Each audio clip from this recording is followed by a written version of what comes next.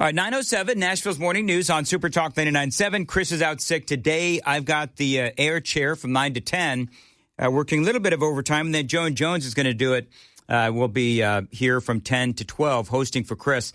Guys, take the phones off hold, if you would, like right now. Take the phones off hold. Thank you. We've got this situation, and I'm going to get to State Senator Brent Taylor in a second, but we've got a situation in like near Bucksnort, I guess, where there was an explosion or something happened at that munitions factory. We're just talking to Joan about it. If you're in this area and you know what's going on, because our super text line has kind of exploded with this, people wanting to know what in the world was going on, just call us at 615-737-9986, 615-737-9986, and tell us if you're in the area, what you heard and so forth, because it sounds like it was a major explosion. So we'll get the latest from Joan. You just heard her talking about it in the newscast. But if you are in that area and you can, tell us what's going on, that would be great. Now, we do have State Senator Brent Taylor. And again, phone lines are open. We are going to get to State Senator Brent Taylor out of Memphis about this other story. Just very quickly, Brent, I appreciate the fact that you sent this to me. This is a very disturbing story about this General Sessions Court clerk. Her name is Tammy, is it Sawyer? Correct. And this video, I want you to walk me through this. She is berating police officers or law enforcement. I don't know who exactly they are. But, I mean, your question is a great one, which is, how is she still employed after treating these officers the way that they did? I'm going to play this audio. We spent a long time trying to get this audio clean for the radio. I'm going to play some of this, but real quickly, do you know what led up to this? I do. What she attempted to do is she's got private security because, all General Sessions Court clerks need private security. Right. And she tried to get her armed security to get past the checkpoint at the courthouse with who was armed. And when the sheriff's deputies called them, that's when all hell broke loose, and she started screaming like her mother changed the Netflix password. Okay, let's listen to this. Brace yourselves, folks. We had to tighten this up a little bit as well. But this is General Sessions Court Clerk Tammy Sawyer, and she is lighting up security there at the courthouse. But I'm going to be very clear, and I'm just going to say this one more time. Watch who you're talking to. Wow. Do you know you always love State Senator Brent Taylor? Don't you love when first thing you hear is watch who you're talking to? I know it. And the thing about it is this is not the first time she's done this. About 6 months ago, she was detained by Memphis police because she entered a crime scene. There was a fist fight at a location in Memphis. She shows up. She enters the crime scene, won't leave, and the police had to detain her. They didn't arrest her, but they detained her. And that's what happens when there are no consequences for your actions. Oh, yeah. It just keeps escalating. And if she doesn't suffer consequences on this incident, she's going to continue to escalate, and eventually someone's going to get hurt. Very true. Here's more. Yeah, look at it. Yeah, she's having. Yeah, come on, make sure it's clean. Make sure it's clean. We need you to come make that reminder. And if you feel the need, if you feel you need to pop your right now, if you feel the need to pop your right now. By the way, Sam chose to put farts because she's got a potty mouth in lieu of all the curse words. She has a potty mouth. All right, just go ahead and go back inside. You feel the need to pop your You want to walk with me 24/7? You want to walk a mile in my shoes? What your bros are the ones threatening my life? You want to see what your white supremacist friends are saying to me? Talking about killing me dead in the street? You want to know why I have security? Because I'm the one getting threatened. Gee. I'm the one that's saying they're going to kill me in the street. Say something else to me. We'll see who won't have a job. So this woman is not. I mean, I'm just going to say, I think she's got some serious issues, and she's got an attitude. It sounds like she believes that she is above the law, State Senator Brent Taylor, but clearly, as we have been reminded by the Democrats many times, no one is above the law. It is. She is nuttier. She is nuttier than a porta potty at a peanut festival. But look, just listen to some of her tweets. She said that she will admit it, that she has very little admiration or respect for the police. She said in a separate tweet, "I have so little respect for the police." She also said that little white kids in scary movies freak her out, and she's glad she can't have white babies because I might have to kill one thinking they're damned. What? And then, is this? Can I ask this? Is this something people vote on? Like, was she elected?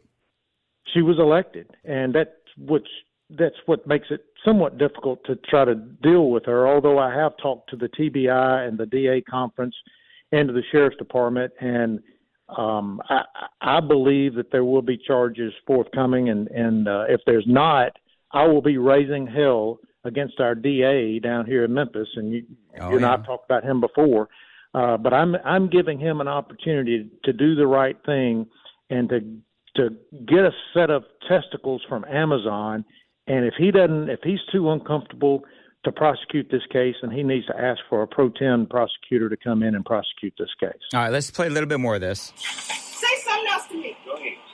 That's what I thought. Coward. That's okay. Yes.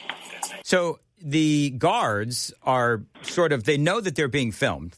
Somebody pulled out a phone, and what the security there, who obviously they know who this woman is, what's their reaction to being berated by this nut job, General Sessions Court Clerk Tammy Sawyer? Well, the security that you see in the film there, those are actually deputy sheriffs. Okay. And the video is actually from body cam. I did a FOIA request to get this information. I got the police report, the transcript, the video, and she even got the sheriff on the phone while all this was going on and tried to get him to intervene. And she threatened those officers' jobs. She said, she's going to have their jobs because they were only doing what they were supposed to do, and that is to keep firearms from getting into the courthouse. She is a General Sessions Court clerk. Like, where does she get this inflated ego? Well, the General Sessions Court clerk is in charge of the General Sessions Court, and having an activist in that position is like inviting a flat earther to have a presentation at a geography summit. She is completely out of her league. She's unqualified for the office. The only thing that she's qualified for, and the reason she won that election, is her mouth is big enough for 3 sets of teeth. And she is so untrustworthy, I wouldn't even trust her welcome mat at her front door. Let's play more of this audio.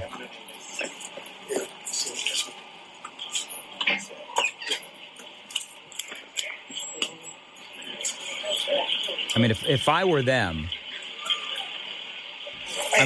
they just want to throw her in handcuffs. I mean, clearly. They're...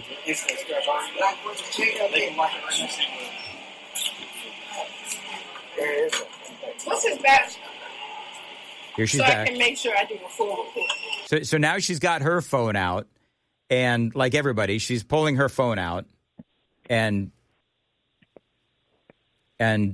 so that was. Forgive me, Senator. Our computers are crashing here in the building all around me. My computer just crashed. But anyway, so well, let me finish that scene. Yeah. So she comes out with her phone and sticks it in the sheriff's deputy's face and says, "I need this for the report that I'm going to file."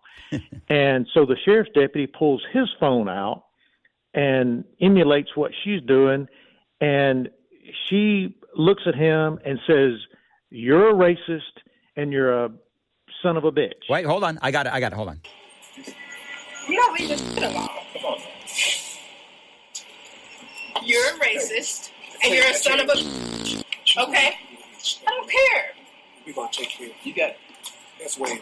So you know what I love about this scene is that, so then I guess I'll make it race, sort of bring race into it, because did they just dispatch the white guy so that the black law enforcement could deal with her? Because that's what I just saw. Now, maybe I'm reading too much into it, but she is going after the white law enforcement officer, got the phone out and the whole thing, calling him a racist SOB.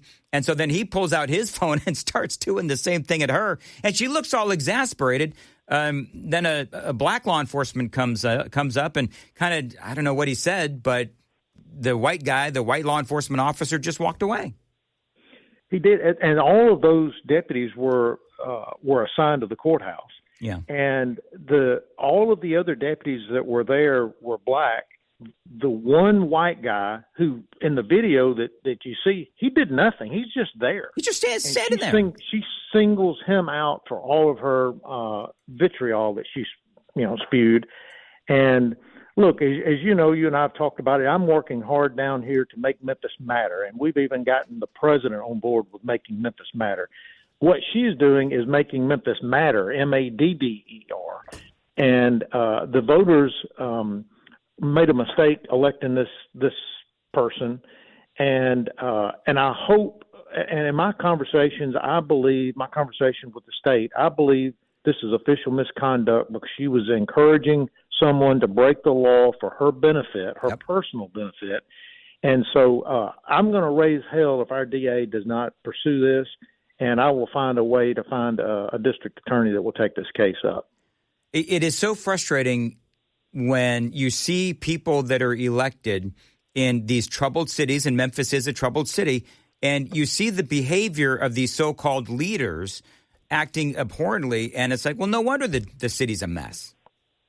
Well, and right now we have the largest law enforcement intervention in Memphis history. We've got a dozen federal agencies down here. The National Guard is on the scene as of today, and she is a supposed leader that people look up to. And if they see her treat law enforcement the way she did, and they try to emulate that out on the street, that's how people get hurt. Yep. And she should set a better example. And she is not a good person. And she was on the county commission, and she was an activist there. She's an activist now. And unfortunately, in many cases, our local governments, and we even see it in the state legislature, that these activists get elected, and activists do not make good legislators. All right, State Senator Brent Taylor, I could talk to you for an hour. However, our time is limited. Thank you for bringing this to my attention. And can we get an update on this when there is one?